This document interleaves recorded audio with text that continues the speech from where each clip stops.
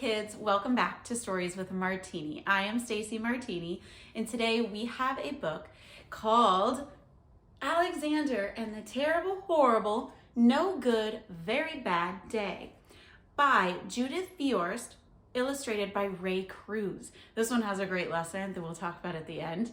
I think you and me and everybody can relate to. Alexander and the Terrible, Horrible, No Good, Very Bad Day by Judith Viorst, illustrated by Ray Cruz. I went to sleep with gum in my mouth, and now there's gum in my hair. And when I got out of bed this morning, I tripped on the skateboard, and by mistake, I dropped my sweater in the sink while the water was running, and I could tell it was going to be a terrible, horrible, no good, very bad day. At breakfast, Anthony found a Corvette Stingray car kit in his breakfast cereal box, and Nick found a junior undercover agent code ring in his breakfast cereal box. But in my breakfast cereal box, all I found was breakfast cereal. I think I'll move to Australia. In the carpool, Mrs. Gibson let Becky have a seat by the window. Audrey and Elliot got seats by the window too. I said I was being scrunched. I said I was being smushed. I said if I don't get a seat by the window, I am going to be carsick. No one even answered. I could tell it was going to be a terrible, horrible, no good, very bad day. At school, Mrs. Dickens liked Paul's picture of the sailboat better than my picture of the invisible castle. At singing time, she said I sang too loud. At counting time, she said I left out 16. Who needs 16? I could tell it was going to be a terrible, horrible, no good, very bad day. I could tell because Paul said I wasn't his best friend anymore. He said that Philip Parker was his best friend and that Albert Moyo was his best friend and that I was only his third best friend. I hope you sit on a tack, I said to Paul. I hope the next time you get a double-decker strawberry ice cream cone, the ice cream part falls off the cone part and lands in Australia. There were 2 cupcakes in Philip Parker's lunch bag, and Albert got a Hershey bar with almonds, and Paul's mother gave him a piece of jelly roll that had little coconut sprinkles on the top.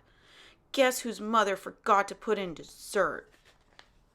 It was a terrible, horrible, no good, very bad day.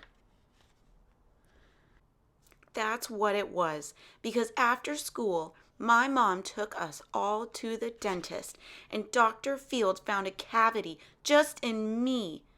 Come back next week and I'll fix it, said Dr. Fields. Next week, I said. I'm going to Australia. On the way downstairs, the elevator door closed on my foot, and while we were waiting for my mom to get the car, Anthony made me fall where it was muddy, and then when I started crying because of the mud, Nick said I was a crybaby, and